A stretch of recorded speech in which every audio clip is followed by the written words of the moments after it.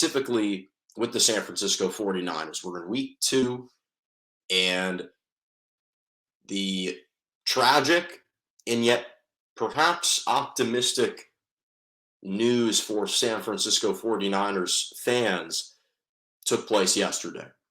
So the 49ers won their first game against Seattle 27-7. Their first home game of the year. And unfortunately, we all see the tragic play. Trey Lance breaks his foot. He's ruled that he's done for the season. It was the same type of gruesome injury that Dak Prescott sustained 2 years ago with the Dallas Cowboys. Now, surprisingly, Trey Lance actually showed that he's a warrior because he wasn't showing any emotion on his face whatsoever.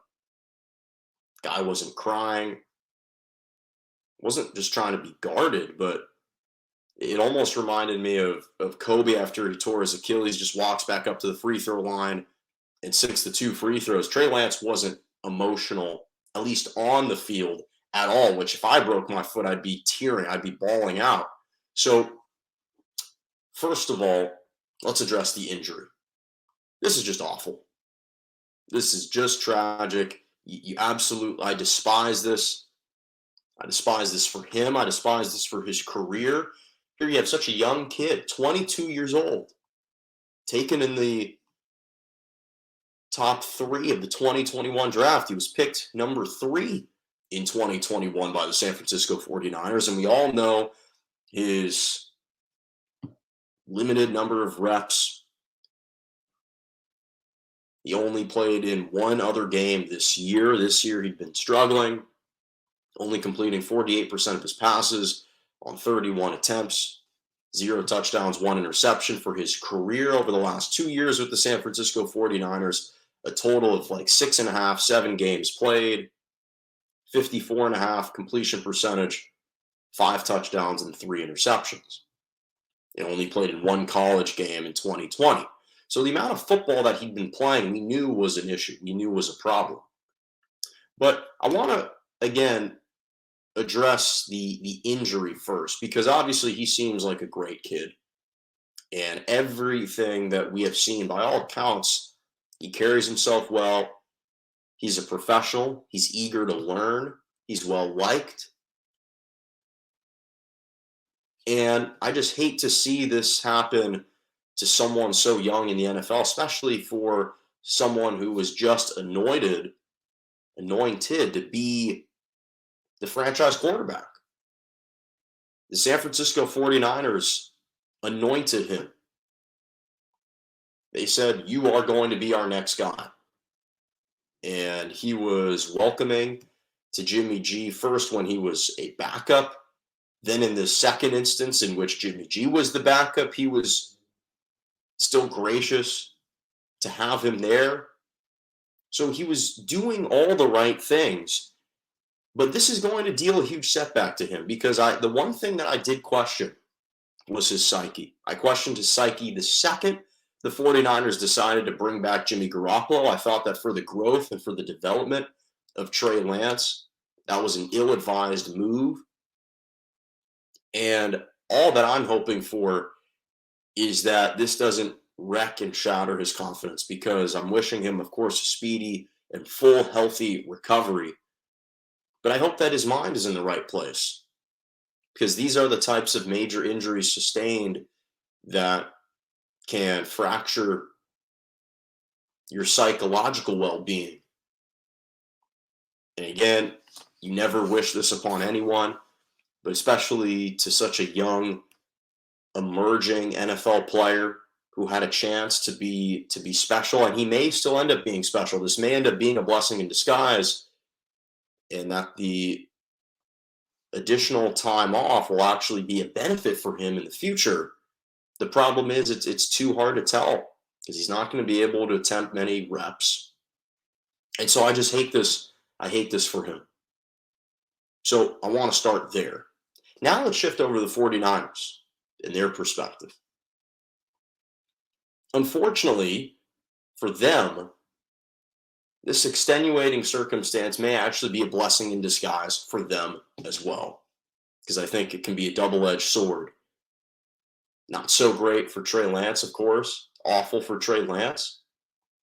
But this actually might be the best thing for the San Francisco 49ers because this roster, it's painstakingly obvious how much better right now Jimmy Garoppolo is at the quarterback position than Trey Lance. It doesn't mean we're projecting out into the future. We're saying right now, Jimmy Garoppolo walked right in there and it was a well-oiled machine. Continued to hum as if, oh, there wasn't all this turbulence in the offseason. You didn't just try to kick me out of your organization and then have me gravel back and I'll sign a $6 million contract to return for 1 year. All that was swirling this offseason. And Jimmy Garoppolo comes right in and does what Jimmy Garoppolo does. He wins. There's no drama, no highlight-filled plays, but he takes care of the football and he gets his receivers and his skill players involved, and they win the game 27-7. It was either 0-0 or 3-0 San Francisco when Trey Lance went out. Then everything else. So what's unfortunate is the reality of the situation, which is you have players, you have coaches who privately acknowledged that this team is probably better now with Jimmy Garoppolo. And of course it is. Obviously, you kind of hate to see this type of behavior when Trey Lance just got injured. But of course the players think Jimmy Garoppolo is a better option because he is a better option. It's obvious. He knows the offense. He knows Kyle Shanahan's system. He is extremely well liked. The players respect him. So he automatically adds that level of credibility when he walks into the locker room. The guys have battled with him. They've been in the trenches. They've gone to war with Jimmy Garoppolo. He's got the belief of these players, whereas the players were forced to believe in Trey Lance. And this is the problem with the whole transfer of power and this passing of the torch that the 49ers tried to execute and not botch. The problem is, I understand from their perspective, okay, you mortgage your entire future because you believe you've identified a guy who could be your franchise quarterback.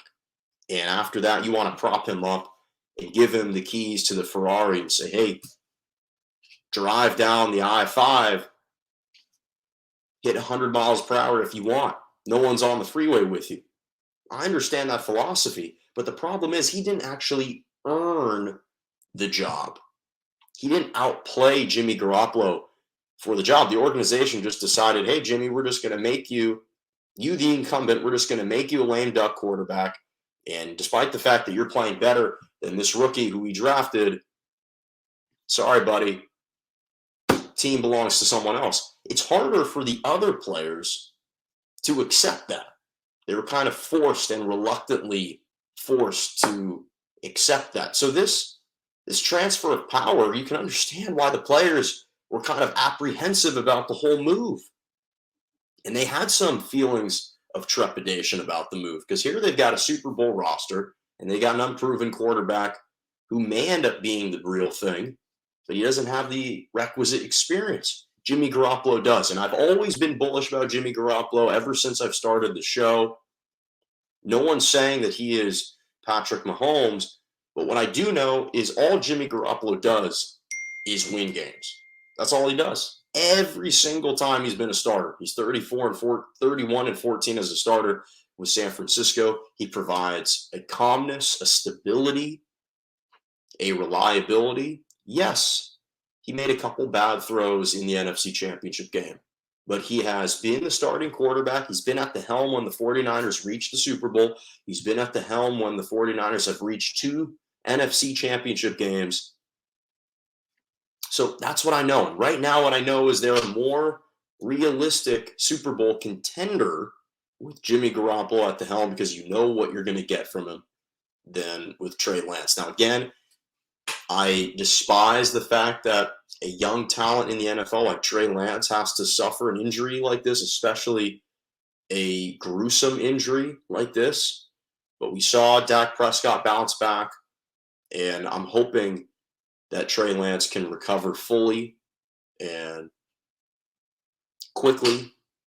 That'll have a swift recovery because it's just a shame. It really is an unfortunate blow to a guy that we all think hopefully will have a promising career. But again, as I mentioned this before, as far as which guy is going to make the 49ers more viable right now, and the guy that 49ers fans are probably relieved to be seeing out on the field, that's Jimmy Garoppolo. It's not even close. Not even close at all.